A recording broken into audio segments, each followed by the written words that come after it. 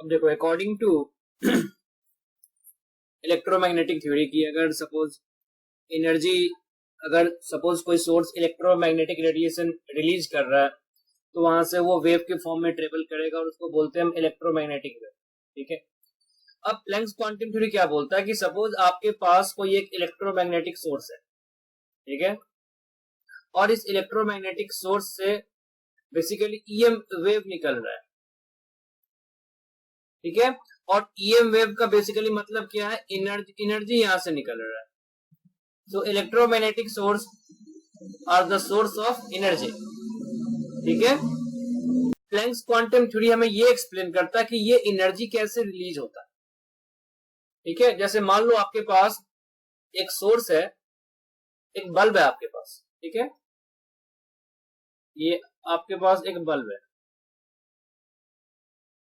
अब इस बल्ब से एनर्जी रिलीज हो रहा है, लाइट निकल रहा है। लाइट निकलने का मतलब है कि बेसिकली वहां पे इलेक्ट्रोमैग्नेटिक रेडिएशन निकल रहा है। कौन से रीजन में? विजिबल रीजन में। हमें जो दिखाई देता है वो विजिबल रीजन है। अब मान लो इस बल्ब से यहां से एनर्जी रेडिएट हो रहा है तो हमें क्या दिखाई देता है? सपोज आपके रूम में जो CFL लगा हुआ है या बल्ब लगा हुआ है उससे हमें क्या दिखाई देता है कि एनर्जी कंटिन्यूअस है। मतलब कहीं भी ये नहीं दिखाई देता है कि एनर्जी रिलीज हुआ फिर बंद हुआ फिर एनर्जी रिलीज हुआ फिर बंद हुआ, ऐसा तो नहीं दिखाई देता। ठीक है, तो प्लैंक्स क्वांटम थ्योरी क्या बोलता है कि जो एनर्जी यहां से रेडिएट होता है वो डिसकंटिन्यूअस मैनर में रिलीज होता है। अब क्वेश्चन ये है कि अगर डिसकंटिन्यूअस मैनर में रिलीज होता है तो लोगों ने बोला अगर डिसकंटिन्यूअस है फिर तो ऐसा होना चाहिए कि मान लो यहां से लाइट रिलीज हो रहा है। ठीक है, अब क्या हुआ, लाइट रिलीज हुआ फिर बंद हुआ फिर लाइट रिलीज हुआ फिर बंद हुआ, तो जहां जहां पे लाइट होगा वहां तो हमें ब्राइट स्पॉट दिखेगा और जहां पे नहीं है वहां पे हमें क्या दिखेगा? डार्क कंडीशन दिखेगा। मतलब पूरा का पूरा दुनिया क्या हो जाता है? ब्लैक एंड व्हाइट हो जाता। मतलब एक जगह लाइट है, अगले स्टेप पे लाइट नहीं है, फिर लाइट है, इस तरह से होता अगर डिसकंटिन्यूअस है। इस फॉर्म में अगर कोई ऑब्जेक्ट रखा है तो यहाँ तो नहीं दिखेगा ना हमें, इन सब लोकेशन पे यहाँ पे नहीं दिखेगा। तो फिर प्लैंक्स ने क्या बोला कि आपका जो इलेक्ट्रोमैग्नेटिक रेडिएशन है वो स्पीड ऑफ लाइट से मूव करता है। ठीक है, और जो स्पीड ऑफ लाइट से मूव करेगा उसमें आप ये डिटेक्ट नहीं कर सकते हो अपने नॉर्मल आई से। क्लियर है? तो फर्स्ट पॉइंट क्या बनता है कि जो रेडिएंट एनर्जी है, जो इमिटेड एनर्जी है, वो डिसकंटिन्यूअस मैनर में रिलीज होता है। तो electromagnetic source releases energy in discrete manner और discontinuously in small packets of energy. These packets are called as photon.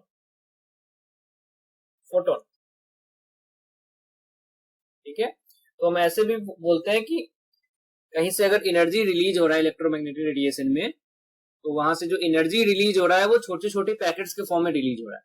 जैसे मान लो आपके पास 100 यूनिट एनर्जी रिलीज करना है तो हो सकता है वो 1 यूनिट का पैकेट हो, 2 यूनिट का पैकेट हो, 3 यूनिट का पैकेट हो, बट एक सोर्स से एक ही तरह का पैकेट रिलीज होगा। तो यहाँ पे एक डेफिनेशन ये भी बनता है कि photons are quanta of light. तो क्वांटा का मतलब होता है सबसे छोटा यूनिट।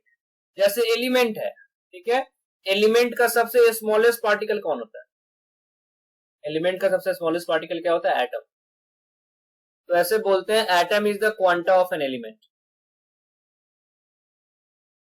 ठीक है, तो कभी भी कोई बोलेगा क्वांटा मतलब ये स्मॉलेस्ट यूनिट की बात कर रहा है। ठीक है, तो फर्स्ट पॉइंट क्या बोलता है? एनर्जी जो रेडिएट होगा वो डिसकंटिन्यूअस होगा और पैकेट्स के फॉर्म में होगा और इन पैकेट्स को क्या बोलेंगे हम? फोटोन बोलते हैं। ठीक है, अच्छा, फ्रीक्वेंसी क्या था? Number of wave passing through a point per unit time. यही था, ठीक है। अब जितने भी वेव जा रहा है, तो वेव के मतलब फॉर्म में क्या जा रहा है, एनर्जी जा रहा है। तो अब एक केस ऐसा है, एक बार में 10 वेव गया एक केस में, और दूसरे केस में वहां से 100 वेव गया, कहां पे ज्यादा एनर्जी रिलीज होगा, सेकेंड केस में। तो जितना ज्यादा वेव जाएगा उतना ज्यादा फ्रीक्वेंसी होगा। तो सेकेंड पॉइंट क्या बोलता है कि जो एनर्जी ऑफ फोटोन है, जो फोटोन जो आया, energy of photon is directly proportional to frequency of light. Nu क्या था, फ्रीक्वेंसी, तो frequency of light. So energy of photon is directly proportional to nu and that is equal to proportional constant h लगाते हैं, इस h को बोलते हैं प्लंक्स constant.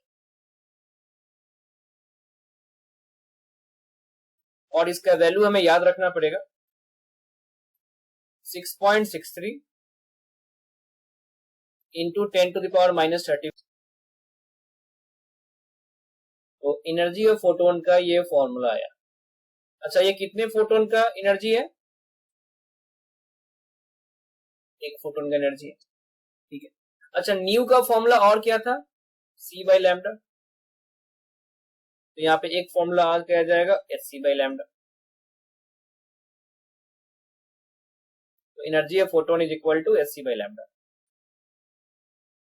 और 1 बाई लैम्डा क्या था, वेव नंबर था, किससे रिप्रेजेंट करते थे, न्यू बार। एक फॉर्मूला और लिख सकते हैं, energy of photon is equal to h c, और 1 बाई लैम्डा क्या हो गया, न्यू बार। अब थर्ड पॉइंट देखो, थर्ड पॉइंट क्या है कि आपने अगर एक फोटोन रिलीज किया तो एच न्यू रिलीज किया, ठीक है।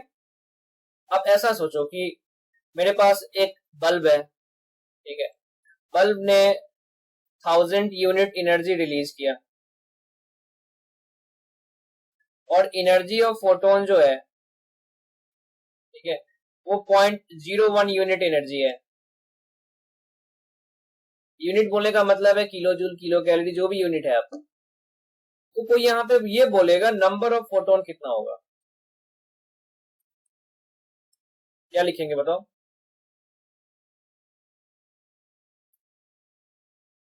1000 डिवाइडेड बाई 0.01, मतलब 10 टू द पावर 5 हो गया, कितना फोटोन रिलीज होगा, ठीक है। तो ये मैंने एग्जांपल बताया। तो अब देखो, इसको मैं फॉर्मूले के फॉर्म में कन्वर्ट करता हूँ। ये जो 1000 यूनिट एनर्जी है, ये हो गया total amount of energy release, total amount of energy release. और ये आपका हो गया energy of single photon, energy of single photon. और ये आपका हो गया नंबर ऑफ फोटोन। तो बेसिकली नंबर ऑफ फोटोन का फॉर्मूला क्या हुआ, ई टोटल एनर्जी ऑफ फोटोन, ठीक है। तो ये आपका हो गया नंबर ऑफ फोटोन। तो अब यहाँ पे एक पॉइंट बनता है कि कभी भी कोई सोर्स है जिससे एनर्जी रिलीज हो रहा है, उससे हमेशा integral whole number of multiple में एनर्जी रिलीज होता है।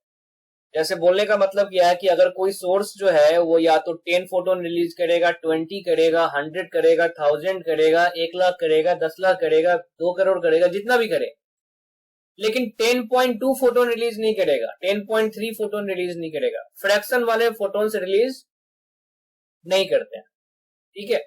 आपके पास 105 रुपीज है और आपको सपोज कोई एक मिठाई खरीदना है, और एक मिठाई का दाम जो है वो 10 रुपीज है, ठीक है।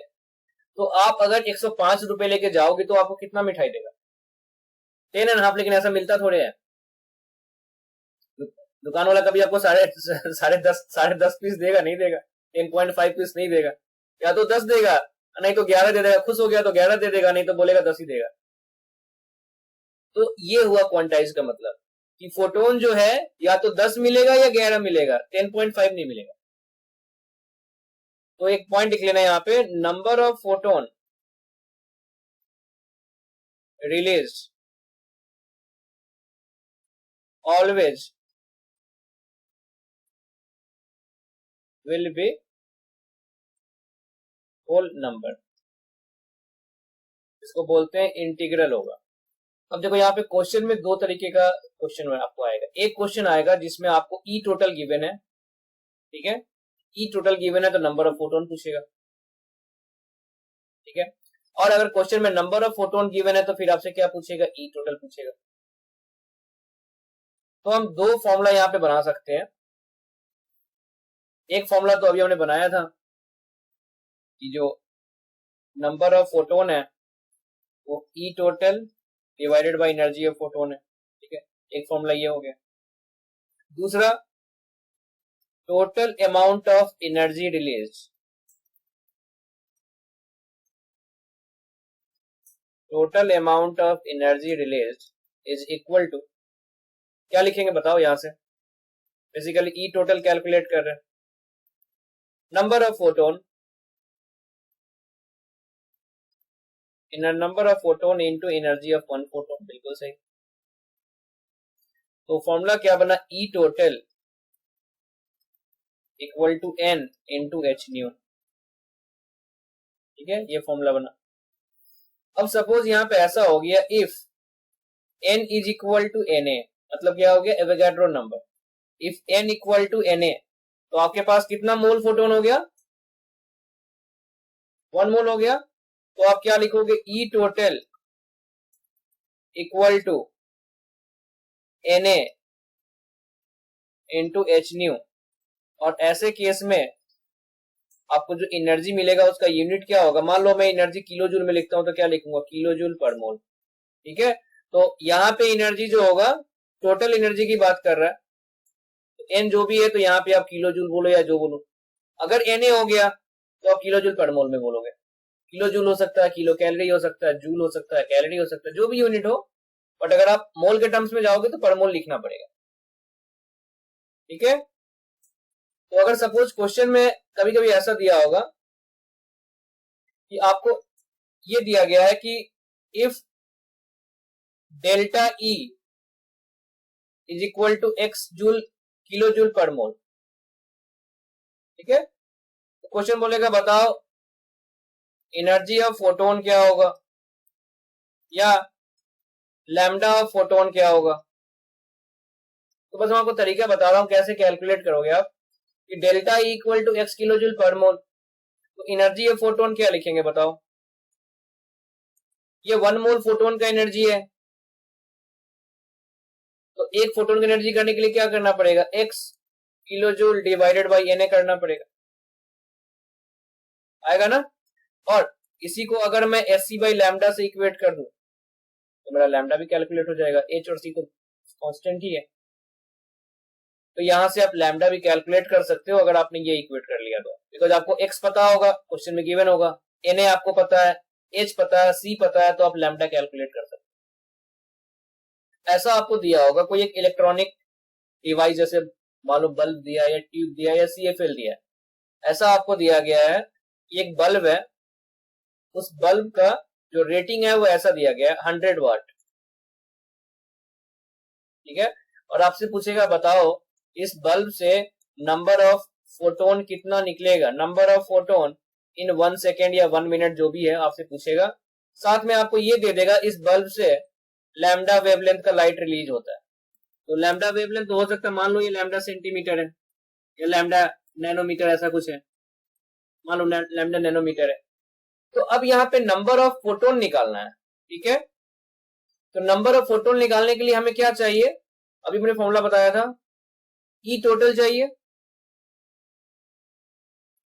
ठीक है। तो नंबर ऑफ फोटोन निकालने के लिए आपको चाहिए ई टोटल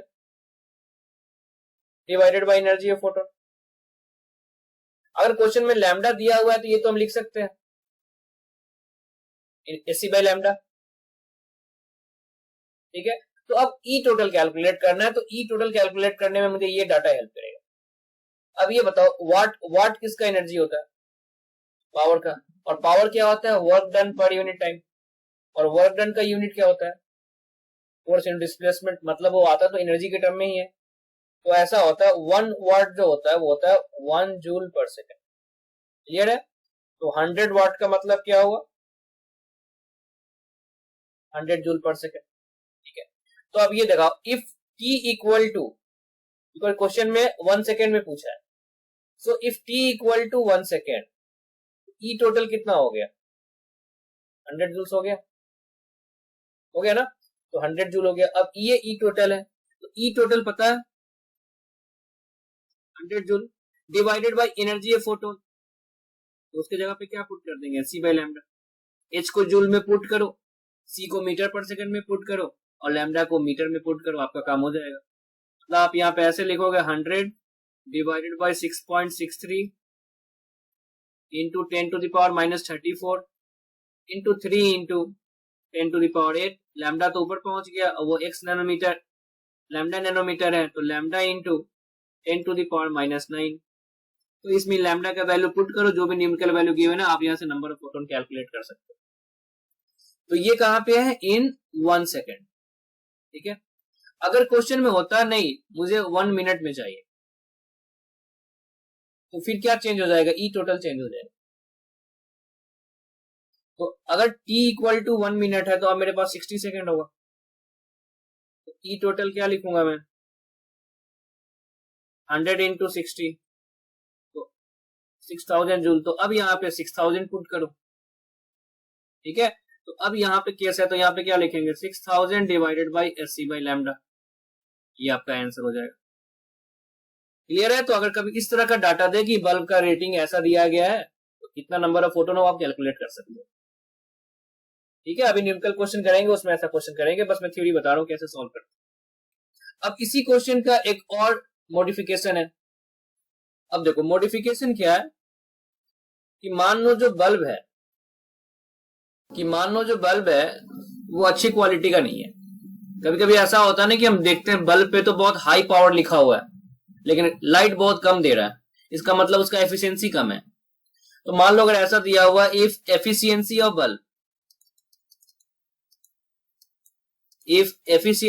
बल्ब, तो मान लो वो 2% है, मान चाइनीज बल्ब खरीद के ले आया, अब लाइट ही नहीं देता वो, तो 2% है। तो उस केस में इस 2% का मतलब क्या है, 2/120, बिल्कुल सही। तो उस केस में ई टोटल क्या लिखेंगे, ई टोटल फॉर 1 सेकेंड 2 वाट हो जाएगा, 2 इंटू 100/100, परसेंटेज निकाल देना इसका, 100 इंटू 2/100 मतलब 2 वाट। तो बेसिकली क्या हो गया, 2 जूल हो गया। तो 2 वाट मत लिखो यहाँ पे, 2 वाट तो यूनिट ऑफ पावर हो गया, क्योंकि मैंने ई टोटल लिखा है, तो डायरेक्टली लिखते कितना हो जाएगा, 2 जूल। तो अब यहाँ पे कोई निकालेगा, तो number of photon equal to 2 divided by s by lambda. अब इसको सॉल्व कर लो, आपका क्वेश्चन सॉल्व हो जाएगा। क्लियर है। शॉर्टकट क्या है कि अगर आपको एनर्जी ऑफ फोटोन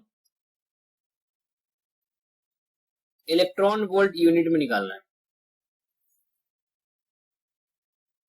ठीक है। 1 इलेक्ट्रॉन वोल्ट क्या होता है मैं बता देता हूं। 1 electron volt is 1.602 into 10 to the power -19 joule. ठीक है, मतलब चार्ज ऑफ इलेक्ट्रॉन को 1 वोल्ट से मल्टीप्लाई कर दो तो 1 इलेक्ट्रॉन वोल्ट पे एनर्जी आता है। ठीक है, it is equivalent to amount of energy associated when an electron is accelerated by 1 volt. मतलब एक इलेक्ट्रॉन, उसका चार्ज इतना होता है, उसको आपने 1 वोल्ट के पोटेंशियल से अप्लाई कर दिया, तो Q इंटू वी वाला फॉर्मूला अप्लाई कर रहे हैं, चार्ज इंटू अप्लाइड पोटेंशियल। तो ये इतना जो जूल होता है, तो इसको मैं चार्ज को 1 से मल्टीप्लाई करूं तो बात बराबर ही है, तो 1 इलेक्ट्रॉन वोल्ट इक्वल टू इतना जूल होता है। तो अगर कभी भी एनर्जी ऑफ फोटोन अगर इलेक्ट्रॉन वोल्ट में कैलकुलेट करना है, उसका सिंपल सा फॉर्मूला है 1240 बाई लैम्डा इन नैनोमीटर। ठीक है, ये शॉर्टकट है, अपने वो काम आएगा। दूसरा 12,400 बाई लैम्डा इन एंगस्ट्रॉम। ठीक है, क्वेश्चन करते हैं। देखो क्वेश्चन लिखना, which has higher energy a photon of wavelength 4000 angstrom or a photon of wavelength 7000 angstrom। देखो अनुभव, इसमें क्वेश्चन सॉल्व करेंगे तो बहुत समय लगेगा। हमसे क्या पूछा है, बस हायर एनर्जी पूछा है। तो अब देखो एनर्जी का फॉर्मूला क्या है, एनर्जी है फोटोन का, E equal to h c by lambda. अब H और C कांस्टेंट है, यहां से हम क्या बोल सकते हैं, E is inversely proportional to lambda. जिसका लैम्डा ज्यादा उसका एनर्जी कम। तो वेवलेंथ 4000 है और यहाँ वेवलेंथ 7000 है, किसका ज्यादा है, 7000, मतलब इसका एनर्जी क्या होगा, कम होगा। हम ऐसा लिख सकते हैं एनर्जी ऑफ 4000 एंगस्ट्रॉन वाला जो है उसका ज्यादा होगा एनर्जी ऑफ 7000 एंगस्ट्रॉन। क्लियर है, समझ में आया। अब नेक्स्ट क्वेश्चन करते हैं, arrange following radiation in decreasing order of wavelength. First infrared, second UV, third x ray, fourth आपके पास है रेडियो वेव। तो लास्ट क्लास में मैंने आपको बताया था अनुभव कि जो इलेक्ट्रोमैग्नेटिक रेडिएशन है उसमें मैंने आपको डिक्रीजिंग ऑर्डर एनर्जी का बताया था। कहां से कहां तक था वो, सबसे ज्यादा कॉस्मिक, फिर गामा, कॉस्मिक तो ऑर्डर से अपना आंसर निकलेगा, कॉस्मिक, उसके बाद गामा, गामा के बाद एक्सरे, एक्सरे के बाद फिर यूवी, यूवी के बाद फिर आएगा विजिबल, विजिबल के बाद फिर आएगा इंफ्रारेड, इंफ्रारेड के बाद आएगा माइक्रोवेव, और माइक्रोवेव के बाद आएगा फिर रेडियो वेव। तो ये किसका ऑर्डर है, डिक्रीजिंग ऑर्डर ऑफ एनर्जी है। ठीक है, अभी यहां पे पूछा डिक्रीजिंग ऑर्डर ऑफ वेवलेंथ। तो अगर इस डायरेक्शन में हम मूव करते हैं, इस डायरेक्शन में अगर कोई मूव करता है तो इस डायरेक्शन में लैम्डा क्या होगा, इंक्रीज होगा। मतलब डिक्रीजिंग मतलब हाई टू लो जाना है। तो सबसे कम एनर्जी का कौन है इसमें, रेडियो वेव, मतलब 4 सबसे ज्यादा वेवलेंथ का होगा। उसके बाद इंफ्रारेड, तो 4 के बाद कौन आएगा 1, 1 के बाद फिर कौन आएगा 2, यूवी, और फिर लास्ट में कौन आएगा आपका एक्सरे। तो ये ऑर्डर क्लियर है नहीं कि कैसे एनर्जी और वेवलेंथ चेंज करने से होता है। तो ये आपके पास क्वेश्चन है, इसमें आपको आइडेंटिफाई करना है। चारों स्टेटमेंट क्या है मैं रिपीट करता हूं, energy of red photon is greater than energy of blue photon, nu bar of green is greater than nu bar of violet colour, nu of UV is greater than nu of infrared, and lambda of IR is greater than UV. एक तो order मैंने अभी last question में लिखा था। अब हम एक क्लास 9 से पढ़ते आ रहे हैं, ये एक स्पेक्ट्रम पढ़ा था हम लोग कि व्हाइट लाइट को प्रिज्म से पास करते तो ये मिलता है, वेबजीओर मिलता है। तो अगर कोई वायलेट से रेड जाता है तो बेसिकली क्या होता है, लैम्डा इंक्रीज होता है। एक क्वेश्चन भी आता था कि हमेशा जो ट्रैफिक के सिग्नल होते हैं या कोई डेंजर का साइन होता है रेड क्यों होता है, बिकॉज इसका वेवलेंथ ज्यादा है तो ये हमें दूर से दिखाई देता है। ठीक है, बिकॉज इसका स्कैटरिंग कम होता है। तो अब लैम्डा जो है यहाँ पे, अब ये देखो यहाँ पे एनर्जी ऑफ इस डायरेक्शन में जा रहे हो तो रेड का वेवलेंथ सबसे ज्यादा है, और अभी हमने पढ़ा था एनर्जी जो लैम्डा का इनवर्सली होता है, तो रेड का जो एनर्जी होगा वो तो ब्लू से कम होगा। मतलब पहला वाला जो स्टेटमेंट है वो तो फॉल्स हो गया। अब दूसरा न्यू बार है, न्यू बार क्या था 1 बाई लैम्डा वेव नंबर। ठीक है, अब ग्रीन और वायलेट में कंपेयर करते हैं किसका लैम्डा ज्यादा है, ये रहा वायलेट, ये रहा ग्रीन।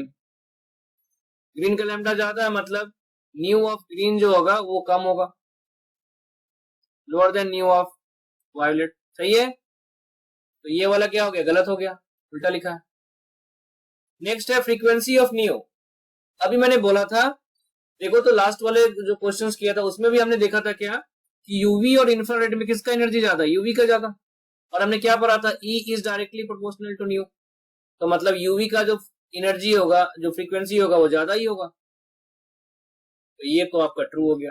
और लास्ट वाला lambda of infrared greater than lambda of UV, बोल सकते हो कि ट्रू होगा। ठीक है, तो कौन कौन सा स्टेटमेंट सही हो गया, सी और डी, तो ये आपका दो सही है। क्लियर है। अब देखो नेक्स्ट क्वेश्चन लिखते हैं, calculate the energy in kilo calorie per mole of the photons of an electromagnetic radiation of wavelength 7600 angstrom. एक मिनट क्वेश्चन पढ़िए, सॉल्व करने की कोशिश कीजिए, फिर मैं एक मिनट में सॉल्व करता हूँ। तो हमें क्या क्वेश्चन में दिया गया है, वेवलेंथ गिवन है और एंगस्ट्रॉम में गिवन है, तो हम ये फॉर्मूला यूज कर सकते हैं, energy of photon 12,400 by 7600 electron volt, कितना आएगा ये आता है 1.63 इलेक्ट्रॉन वोल्ट।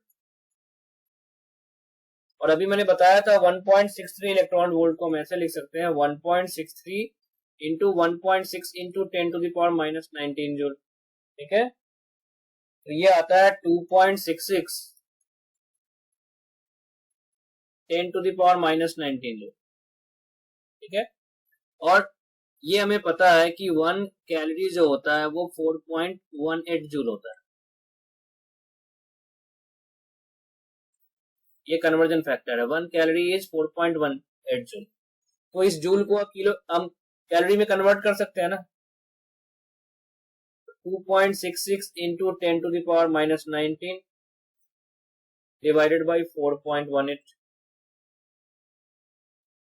डिवाइडेड बाई 4.18, तो कितना आ गया 0.636 into 10 to the power minus 19 joule, that is 6.36 into 10 to the power minus 20 joule. Sorry, joule मैंने लिख दिया, इसमें आएगा कैलोरी में आएगा, सॉरी, तो ये आएगा कैलोरी। ठीक है, तो साइंटिफिक नोटेशन में लिखा है इसलिए -20 होगा। अब इसी को किलो हमें क्या करना है, किलो कैलोरी में बताना है, पहले किलो कैलोरी में कन्वर्ट करते हैं। तो 6.63 into 10 to the power minus 23 kilo calorie, 1000 से डिवाइड कर दिया, किलो कैलोरी में आ गया। बट ये जो एनर्जी आया वो एक फोटोन का आया, हमें क्या पूछा है, पर मोल बताना है। तो energy of photon per mole into Na, बस इंटू Na कर देना, तो 6.63 into 10 to the power minus 23 into 6.022 into 10 to the power 23। Calculation simplify करने के लिए आप 6 भी लिख सकते हो, तो 6 इंटू 6.63 कितना है 39.78, और ये दोनों तो कैंसिल आउट ही हो गया, तो 10 का पावर क्या बता 0, तो ये आ गया 39.78 किलो कैलोरी पर मोल। समझ में आया? तो कभी भी लैम्डा गिवन है तो हम कोई भी कैलकुलेशन कर सकते हैं। लैम्डा से सबसे पहले शॉर्टकट में, नहीं तो आप चाहो तो यहाँ पे ये फॉर्मूला भी यूज कर सकते थे, कोई दिक्कत नहीं है, डायरेक्टली वहां से भी सॉल्व होता है। हाँ, SC बाई लैम्डा भी सॉल्व कर सकते हो। यहाँ से आप H का वैल्यू जूल में पुट करो, लैम्डा को मीटर में पुट करो, C को मीटर पर सेकंड में पुट करो, तो डायरेक्टली जूल में आता। लेकिन उसमें कैलकुलेशन थोड़ा लेंदी होगा, उससे ज्यादा बेटर है।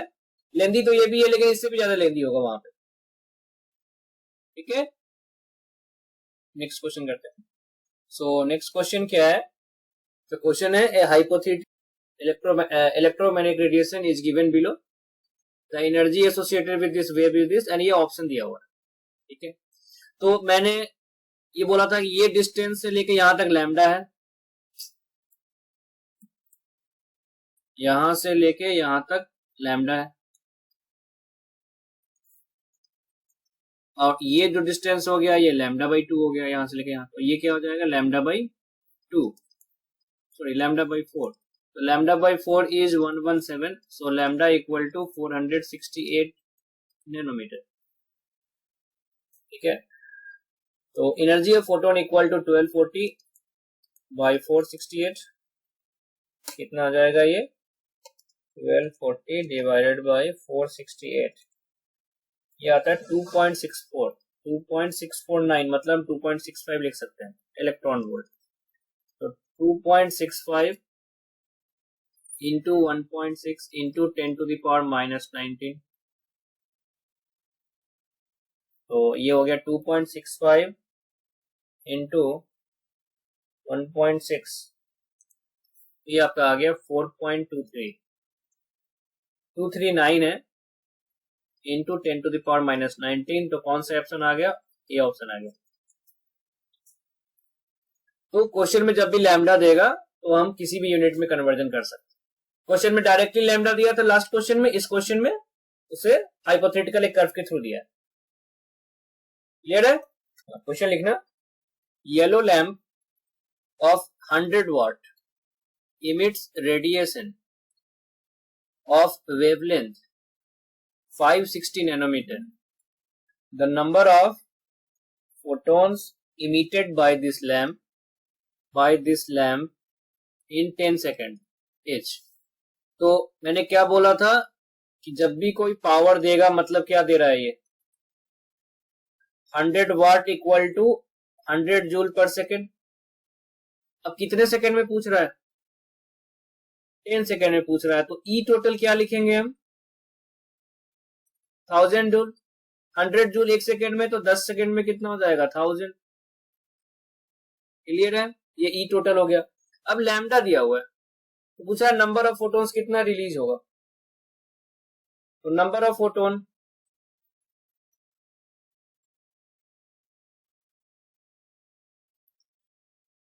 Thousand divided by energy of photon, ये कर लेते हैं।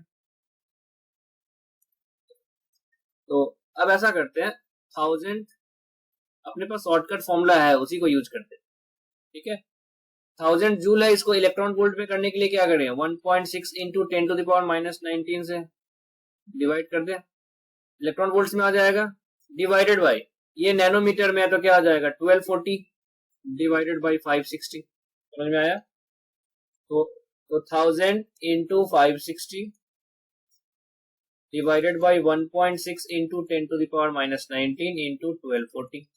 देखो कितना आता है, 1000 into 560 divided by 1240 divided by 1.6, कितना है? 282.25 इंटू 10⁻19, दैट इज 2.82 इंटू 10⁻21।